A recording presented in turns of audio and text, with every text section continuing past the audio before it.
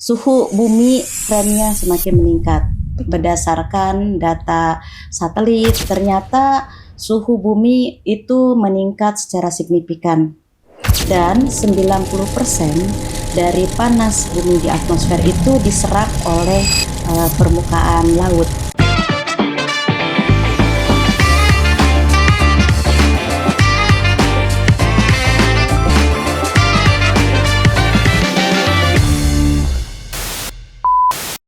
Halo pemirsa Unhas TV dimanapun Anda berada. Senang sekali saya Feni Septiani Ismail dapat kembali membersamai Anda dalam program Unhas Speak Up.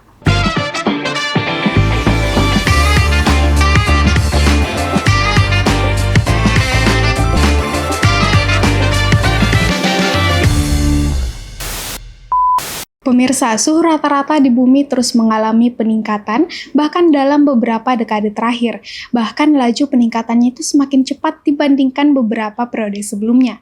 World Meteorological Organization mencatat bahwa tahun 2015 hingga tahun 2023 merupakan tahun-tahun terpanas yang dalam pencatatan sejarah modern, dan bahkan tren suhu tinggi ini masih kita rasakan hingga beberapa tahun terakhir. Dampaknya pun semakin nyata kita rasakan, mulai dari cuaca yang semakin panas, iklim yang semakin tidak menentu. Bahkan kita bisa melihat bahwa frekuensi bencana yang terjadi di wilayah Indonesia itu semakin meningkat. Di Indonesia, kondisi ini semakin kompleks karena karakter Indonesia sebagai negara kepulauan, terkhusus di daerah pesisir, di mana daerah ini menjadi wilayah yang sangat rentan terjadi perubahan iklim. Lalu, apakah sebenarnya yang sedang terjadi dan bagaimanakah dampaknya terhadap kehidupan kita saat ini hingga di masa depan? Lalu, bagaimanakah kita melihat langkah mitigasi dan juga adaptasi dalam kehidupan yang bisa kita berikan? Untuk membahas hal tersebut telah hadir bersama kita Profesor Nita Rukminasari, SPI, MP, PhD, selaku Sekretaris Pusat Studi Perubahan Iklim Universitas Hasanuddin. Assalamualaikum Prof, bagaimana kabarnya hari ini Prof? Waalaikumsalam, terima kasih Sehat, sudah Prof? diundang di Iya. acara ini. Oke, baik Prof, terima kasih. Mungkin Prof kita berbicara terkait tren dari perubahan iklim itu sendiri. Bagaimana mungkin Prof melihat tren pemanasan global yang sedang terjadi saat ini Prof? Silakan. Ya, seperti yang kita rasakan bersama ya, dan tadi sudah dijelaskan sebelumnya bahwa suhu bumi trennya semakin meningkat. Berdasarkan data satelit dan berdasarkan data yang dikumpulkan secara manual dan secara reguler, ternyata suhu bumi itu meningkat secara signifikan. Dan 90% dari panas bumi di atmosfer itu diserap oleh permukaan laut. Jadi ini akan memperburuk kondisi iklim dan kondisi cuaca di pesisir. Oke, ini akan memperburuk kondisi di pesisir, Prof ya. Iya. Nah, mungkin Prof selain faktor tersebut, apakah mungkin ada faktor utama yang menyebabkan percepatan dari pemanasan global saat ini, Prof? Ya, sebenarnya faktor utama yang penyebab utama dari pemanasan global adalah tentunya peningkatan konsentrasi gas rumah kaca. Misalnya CO2, gas metan, gas NO2, inilah faktor penyebab utama terjadinya pemanasan global di bumi ini. Oke, karena faktor gas tersebut, Prof ya. Iya. Selanjutnya mungkin Prof, bagaimanakah mungkin peran dari aktivitas manusia ini yang bisa berpengaruh dibandingkan mungkin faktor alami dari fenomena saat ini, Prof? Ya, sebenarnya bumi kita ini mengalami kondisi hangat dan panas ya, secara Betul, alami. Prof. Iya. Kita kan kadang merasa bahwa kok perasaan sekarang kok dingin, tapi tiba-tiba kok perasaan panas gitu banget, ya. Sebenarnya itu kondisi alaminya bumi mengalami fluktuasi antara panas dan dingin. Panas dan dingin. Tapi kegiatan antropogenik manusia, misalnya deforestasi, kemudian pembakaran bahan bakar fuel, ya, bahan bakar fosil. Nah, ini akan memperburuk kondisi yang alami tadi. Jadi yang misalnya memang sudah alaminya ada fase hangat, ada fase dingin, tapi dengan aktivitas manusia tadi itu justru fase panasnya lebih sering dari fase dinginnya begitu. Jadi aktivitas manusia ini yang memicu terjadinya pemanasan global. Oke, baik Ya. Prof. Karena tadi kan Prof sampaikan bahwa ini kan sebenarnya secara alami itu ada suhu hangat dan juga Iya. panas nih Prof. Nah, kira-kira apakah ini bisa dikaitkan dengan El Nino saat ini Prof? Atau bagaimana Prof? Oke, berbicara mengenai El Nino, itu sebenarnya kan El Nino itu fenomena yang memang alami ya. Oh iya. Masalahnya pemanasan global atau kondisi sekarang suhu bumi yang meningkat itu akan memperburuk dampak El Nino itu sendiri. Dampak buruknya apa? Ini yang pertama adalah kemarau yang cukup panjang. Kemudian sekarang ada gelombang panas yang kita merasa panas sekali gitu kan, dan itu Betul. sudah kita alami. Kemudian ada badai yang ekstrim, kemudian ada cuaca-cuaca yang memang yang sebelumnya tidak terjadi. Nah, sebenarnya dampak El Nino itu sudah kita rasakan, tapi kondisi pemanasan global ini akan memperburuk dampak dari El Nino itu sendiri. Baik Prof, dampak ini yang semakin terasa nih Prof akhir-akhir ini, apakah ini mungkin Prof hanya berlangsung sementara ataukah ini akan berlangsung cukup panjang Prof? Ataukah mungkin ada keterkaitan dengan El Nino sebelumnya tadi Prof? Oke, jadi dampak yang kita rasakan sekarang ini, terutama misalnya di Makassar itu ada dampak yang global, tapi dampak global ini juga diperburuk dengan kondisi lokal. Ada istilah fenomena urban heat island. Ya, jadi kita di Makassar ini kan ada beberapa pulau, terutama di daerah Kepulauan Spermonde ya. Nah, ini ada dampak yang itu dikatakan dampak lokal. Nah, jadi dampak global yang dirasakan cukup permanen itu diperburuk dengan dampak lokal gitu. Jadi kalau dikatakan bahwa ini pemanasan ini apakah permanen kah atau misalnya hanya sementara saja? Kalau kita tidak melakukan aksi atau melakukan sesuatu terhadap kondisi ini, itu bisa dikatakan in the long run itu dampak jangka panjangnya itu bisa terasa terus begitu. Betul. Ya. Oke, baik Prof. Mengenai yang tadi Prof sampaikan bahwa urban heat island. Yeah. Nah, ini Prof itu kan hanya terjadi di Kepulauan Supermonde tadi Prof. Jadi apa aja nih Prof dampak atau perbedaan dari daerah-daerah urban heat island tadi dengan daerah-daerah yang bukan daerah Supermonde itu Prof? Iya, pemanasan global ini sangat dirasakan terutama oleh masyarakat pesisir. Ya, masyarakat pesisir dan masyarakat yang tinggal di pulau-pulau kecil. Kenapa hal ini terjadi? Karena pemanasan global ini akan merubah iklim secara global, makanya ada perubahan iklim global. Nah, apa dampaknya perubahan iklim itu terhadap masyarakat pesisir? Dampaknya itu luar biasa, karena perubahan iklim atau pemanasan global ini akan menyebabkan beberapa gejala, beberapa fenomena atau beberapa faktor. Misalnya perubahan iklim ini menyebabkan tinggi muka air laut itu semakin meningkat. Nah, kalau tinggi muka air laut itu semakin meningkat, maka kehidupan masyarakat pesisir itu akan semakin terancam. Karena dengan tinggi muka air laut ini, maka abrasi pantai juga akan semakin tinggi. Kemudian intrusi air laut ke daerah daratan juga akan terjadi, gitu kan. Kemudian yang paling merasakan dampaknya ini adalah masyarakat nelayan atau nelayan kecil. Karena sekarang dengan kondisi perubahan iklim itu masyarakat atau nelayan kecil ini sulit memprediksi kondisi cuaca yang asalnya bisa diprediksi. Oh, misalnya bulan April atau bulan Maret itu sebenarnya musim gelombang tinggi, tapi ternyata kok sekarang gelombang tingginya menjadi lebih lama gitu. Nah, otomatis kan kalau misalnya kondisi gelombang tinggi, nelayan tidak bisa melaut. Betul. Dan yang dampak lain dari kondisi ini adalah terjadinya perubahan migrasi dari ikan. Migrasi Jadi ikan. karena ikan cenderung untuk memilih kondisi yang hangat dan tidak terlalu panas, maka ikan akan bermigrasi ke daerah yang lebih dingin. Kalau ikan bermigrasi ke daerah yang lebih dingin, otomatis di daerah tersebut ikannya Kekurangan berkurang. ikan, iya Nah, itu betul, pasti Prof. dampaknya akan ke nelayan juga.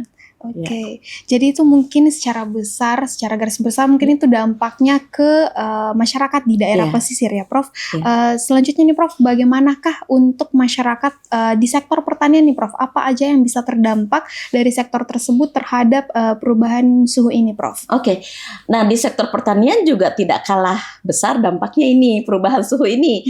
Karena perubahan suhu ini tentu akan merubah pola cuaca. Nah, kalau terjadi perubahan cuaca yang asalnya misalnya sudah waktunya musim tanam nih, tapi kalau misalnya terjadi perubahan cuaca dan semakin tidak bisa diprediksi, otomatis pola tanam juga akan terganggu. Nah, Betul. itu akan kayak apa ya? Seperti dampak bola salju ya, atau dampak domino. Jadi satu hal terdampak, itu dampak-dampak lain itu akan terdampak juga gitu, seperti itu. Betul. Jadi dampaknya itu akan berdampak ke berbagai sektor lanjutannya, betul, Prof ya. betul. Nah, berbicara terkait sektor selanjutnya nih, Prof. Baik itu dari perikanan maupun pertanian, bagaimanakah mungkin dari sisi sosial dan juga ekonominya, Prof? Bagaimanakah mungkin ini pemanasan globalnya bisa mempengaruhi kehidupan masyarakat dan mungkin siapakah yang lebih terdampak dari sisi tersebut? Oke. Nah, dari sisi ekonomi, jadi pemanasan global ini akan memperlebar celah ekonomi, gap kondisi ekonomi golongan-golongan tertentu. Betul, Prof. Contohnya misalnya dalam hal ini karena kita berbicara di daerah pesisir, pasti kita tidak lepas dari nelayan-nelayan, masyarakat nelayan, terutama nelayan-nelayan kecil. Nah, dengan pemanasan global ini atau suhu bumi itu semakin meningkat, saya telah melakukan penelitian di 2023-2024 di mana kami mengukur atau mengakses bagaimana kerentanan nelayan kecil terhadap perubahan iklim. Kami mengambil sampel kurang lebih 700 nelayan kecil di 4 pulau, di pulau 2 pulau di Makassar dan 2 pulau di Pangkep. Di Makassar itu adalah kami ambil nelayan-nelayan di Barang Lompo dengan Kodingareng Lompo, sedangkan di Pangkep itu kami ambil nelayan di Pulau Badi dan Pulau Karangrang. Dari hasil penelitian kami itu sangat mengejutkan, tapi itu sudah bisa diprediksi bahwa ternyata nelayan-nelayan kecil itu memiliki tingkat kerentanan tertinggi. Artinya apa? Artinya nelayan-nelayan kecil itu sulit sekali untuk merecover kondisinya menjadi lebih baik karena perubahan iklim ini. Ya, tingkat kerentanan tinggi, sehingga konsekuensinya apa? Konsekuensinya tingkat kemiskinan masih akan terjadi dan akan diperparah dengan kondisi perubahan iklim ini. Itu seperti itu. Baik, Prof. Jadi untuk masyarakat pesisir khususnya ya, Prof, seperti nelayan kecil itu sendiri, ya seperti yang Prof sampaikan itu merupakan efek domino yang sangat nyata bagi mereka, apalagi mereka itu nelayan kecil ya, Prof. Baik, selanjutnya Prof, jika mungkin tren ini terus berlanjut karena mungkin kita hanya bisa memprediksi, cuman ini mungkin jangkanya sangat panjang nih, Prof, dari periode-periode sebelumnya.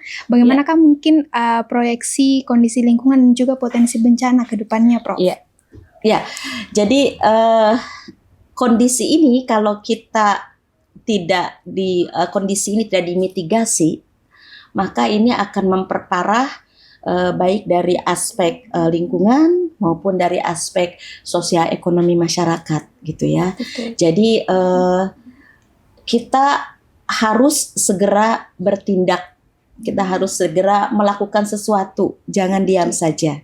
Ya, kalau kita tidak melakukan sesuatu, tidak memitigasi kondisi ini, itu akan memperparah kondisi-kondisi yang sudah terjadi. Contoh kasus misalnya Kalau tidak salah beberapa tahun yang lalu kita mengalami banjirop ya. Di Losari itu yang tingginya hampir 2 meter apa 1 meter lebih ya. Nah, itu kan sebelumnya tidak pernah terjadi gitu kan. Nah, karena kondisi ini, karena pemanasan global ini, karena suhu permukaan air laut semakin meninggi, maka bencana-bencana ekstrim itu pasti akan terjadi gitu. Dan lagi akan diperburuk, kondisi ini juga akan menyebabkan ekosistem yang betul-betul pelindung bagi pesisir itu akan rusak. Ekosistemnya apa saja? Ekosistemnya adalah mangrove, lamun, terumbu karang. Itu kan mangrove dan lamun itu adalah ekosistem pelindung pesisir. Abrasi ya. Ya, ini pelindung dari abrasi, pelindung dari gelombang. Jadi kalau misalnya kondisi ini tidak kita mitigasi, tidak melakukan sesuatu untuk memperbaiki, paling tidak menurunkan atau mengurangi dampaknya, ini justru akan memperparah gitu, seperti itu. Baik Prof, tadi pemirsa, jadi tadi itu kita sudah melihat ya bagaimana mungkin program-program mitigasi ke depannya. Nah, sebentar kita akan membahas lebih jauh bagaimanakah langkah konkret dalam mencegah atau menangani mitigasi bencana tersebut. Namun setelah pesan-pesan yang satu ini, tetaplah bersama kami dalam program Unhas Speak Up.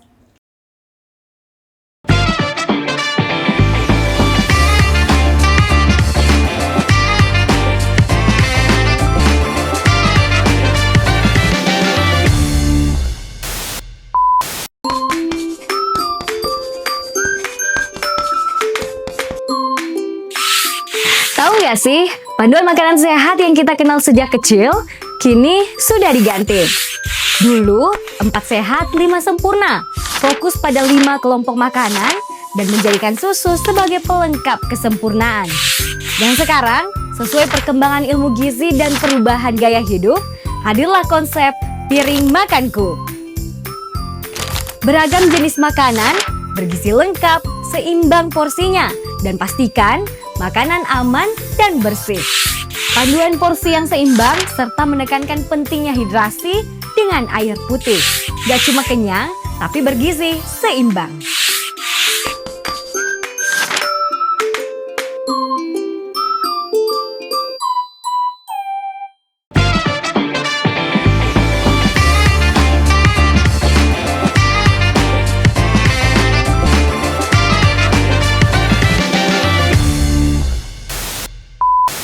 Halo pemirsa, kembali bersama kami dalam program Unhas Speak Up.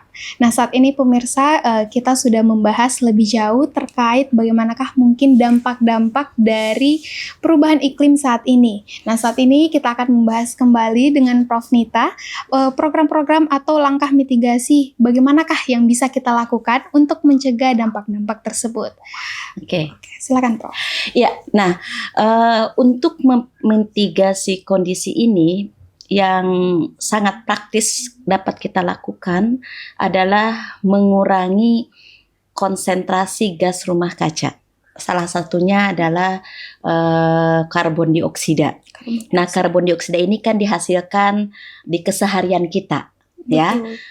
Langkah yang paling mudah dan itu pasti bisa dilakukan oleh semua orang adalah efisiensi terhadap penggunaan listrik. Ya, jadi usahakan kita kalau misalnya ada listrik yang tidak terpakai, dimatikan saja gitu kan. Jangan ada yang misalnya colokan yang tetap menyala gitu kan. Kemudian kita juga harus biasakan untuk mengurangi pemakaian sampah plastik. Nah, karena sampah plastik ini penyumbang gas rumah kaca cukup besar. Selain dia sampah plastik ini juga betul-betul mengotori lingkungan dan sulit terurai. Nah, itu juga sangat membahayakan untuk ekosistem perairan gitu ya.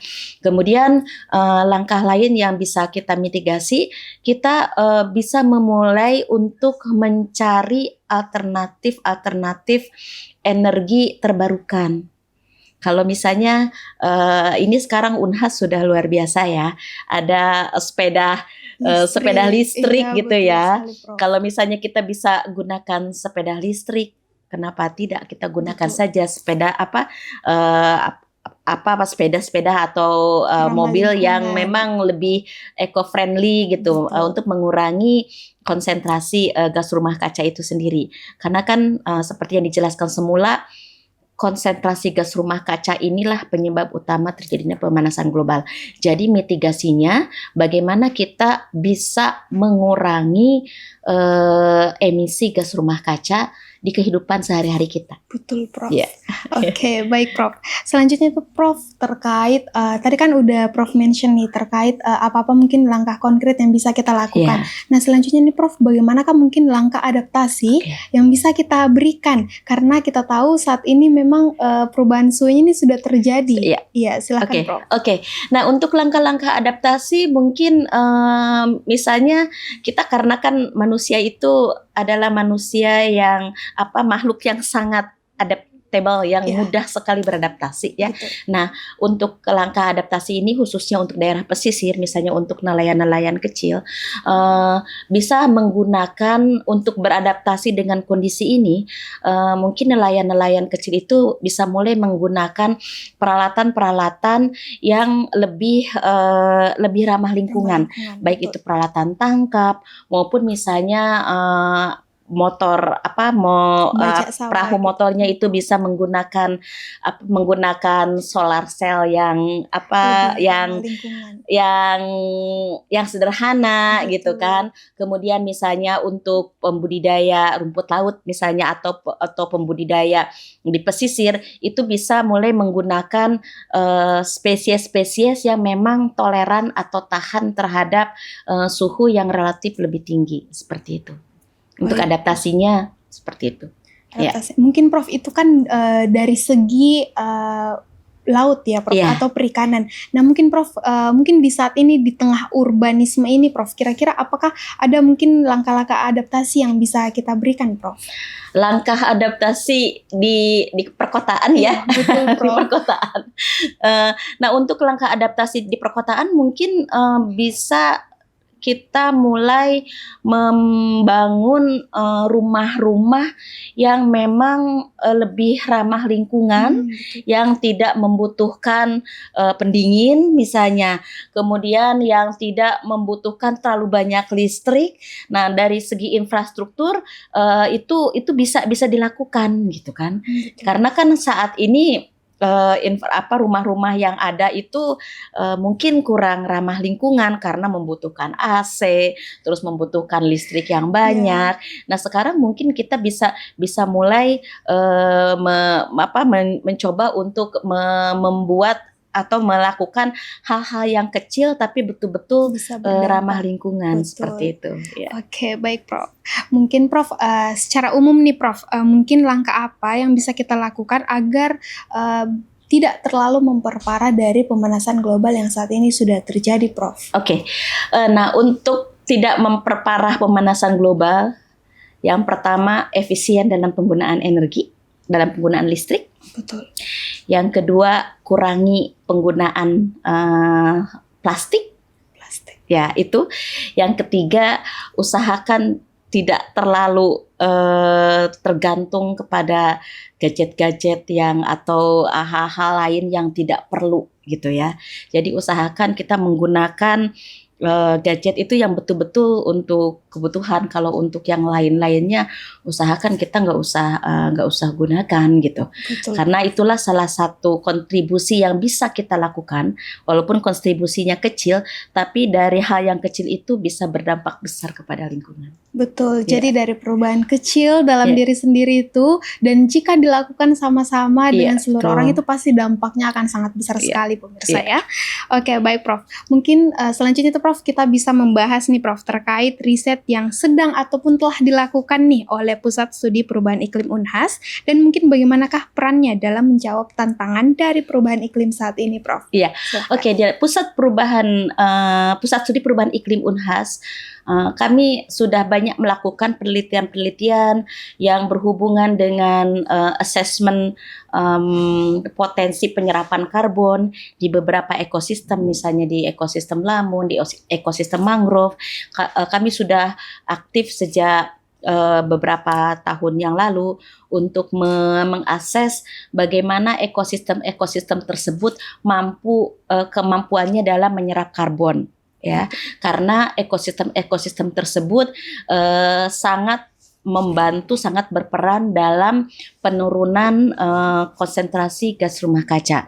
Selain itu juga kami melakukan penelitian, pemodelan bagaimana kondisi perubahan suhu ini dan dampaknya khususnya terhadap ekosistem perairan. Jadi di pusat studi perubahan iklim ini kami memberikan data-data saintifik, data-data hasil penelitian yang akan diberikan kepada pemerintah. Betul. Itu untuk mengambil kebijakan yang berhubungan dengan perubahan iklim atau yang berhubungan dengan pemanasan global tersebut. Baik, Prof. Mungkin itu salah satu riset ya, Prof, yang bisa dijadikan kayak policy brief gitu betul, untuk pemerintah dari hasil riset-riset yang sudah dilakukan oleh Pusat Studi dari Perubahan Iklim Universitas Hasanuddin. Mungkin, Prof, terkait riset tersebut, apakah mungkin sebelumnya sudah ada juga riset hal lain yang membahas terkait perubahan iklim, Prof? Riset yang membahas perubahan iklim sebenarnya sudah banyak. Jadi kan sekarang di Unhas itu ada yang disebut dengan thematic research group. Ya, jadi thematic research group itu dibentuk kelompok-kelompok research yang sesuai dengan interest masing-masing peneliti. Nah, khusus mengenai perubahan iklim, selain ada research group yang berhubungan dengan coastal and climate change, ada juga climate and health. Nah, itu semua itu penelitiannya fokus kepada bagaimana dampak perubahan iklim, baik itu terhadap manusia itu sendiri, terhadap organisme, dan terhadap kesehatan gitu. Jadi Unhas itu salah satu universitas yang cukup aktif dalam melakukan penelitian yang berhubungan dengan perubahan iklim. Betul, baik, Prof. Jadi segala riset yang dilakukan itu, baik itu terhadap perubahan iklim, itu tidak hanya menyentuh dari satu sektor saja, Prof, ya, tapi menyentuh berbagai sektor, di mana nanti penelitian ini bisa dijadikan seperti policy brief itu sendiri yang akan diberikan kepada pemerintah di setiap bidang-bidangnya itu sendiri, Prof. Sehingga penelitian tersebut tidak hanya menjadi publikasi semata, tapi bisa juga membantu pemerintah untuk merumuskan berbagai langkah-langkah konkret maupun juga mitigasi-mitigasi selanjutnya, begitu ya, Prof? Oke, baik, Prof. Selanjutnya bagaimanakah mungkin, Prof, kita bisa membangun kesadaran bersama dan juga mendorong kolaborasi agar isu perubahan iklim ini benar-benar menjadi perhatian semua pihak? Jadi isu perubahan iklim itu sekarang sudah bukan isu lagi ya. Perubahan iklim itu sudah terjadi dan kita sudah merasakan dampaknya. Dengan kerjasama pentahelix antara pemerintah, akademisi, kemudian pebisnis dan media, isu-isu ini bisa terus digaungkan di masyarakat sehingga masyarakat sadar betul bahwa perubahan iklim itu tidak hanya sekedar isu. Perubahan iklim itu tidak hanya sekedar dibicarakan di tingkat akademis. Dan itu perubahan iklim itu bisa dirasakan oleh masyarakat sehingga masyarakat sudah semakin sadar bahwa kita harus melakukan sesuatu nih. Betul. Karena apa yang kita lakukan hari ini itu akan memberikan rupa atau wajah lingkungan kita di masa depan. Ya, betul. Seperti itu. Baik, jadi pemirsa Unhas TV, kita harus senantiasa menanamkan kesadaran dalam diri kita, begitu, Prof, ya, agar hal kecil yang kita lakukan di saat ini tuh bisa berdampak di masa depan. Baik, Prof, mungkin selanjutnya tuh, Prof, terkait dari seluruh yang telah kita bahas nih, Prof, mungkin adakah closing statement yang bisa kita berikan, Prof? Iya. Silahkan. Baik, kepada pemirsa Unhas TV dan seluruh masyarakat, mari kita lakukan hal yang kecil, walaupun hal yang kecil, terutama untuk mengurangi emisi gas rumah kaca dari kehidupan kita sehari-hari. Mari kita secara aktif memitigasi pemanasan global yang telah terjadi, karena dampak pemanasan global itu bisa kita rasakan, dan kalau kita tidak lakukan aksi atau kita tidak melakukan sesuatu, itu akan berdampak tidak hanya kepada kita saat ini, berdampak juga kepada anak cucu kita di masa depan. Mungkin itu saja yang bisa saya sampaikan. Terima kasih. Baik, terima kasih banyak Prof. Oke pemirsa, jadi kesimpulan yang bisa kita tarik pada episode kali ini adalah pemanasan global ini bukan hanya sekadar isu lingkungan, tapi itu sudah terjadi seperti yang Prof Nita sudah sampaikan, tetapi persoalan nyata ini yang berdampak pada kehidupan sosial, ekonomi, dan juga masa depan kita bersama. Karena itu dibutuhkan kesadaran serta kolaborasi dari berbagai pihak untuk bisa menyelaraskan dari individu, masyarakat, maupun akademisi dan juga pemerintah untuk bersama-sama mengambil peran dalam upaya mitigasi dan adaptasi perubahan iklim. Terima kasih kepada narasumber kita pada hari ini, Prof Nita, dan juga terima kasih kepada seluruh pemirsa Unhas TV yang terus bersedia menyaksikan program Unhas Speak Up dan juga program Unhas TV lainnya. Saksikan Unhas TV kembali untuk mengakses program-program menarik lainnya. Saya Feni Septiani Samuel, mewakili seluruh kru yang bertugas, pamit undur diri. Sampai jumpa di episode Unhas Speak Up selanjutnya.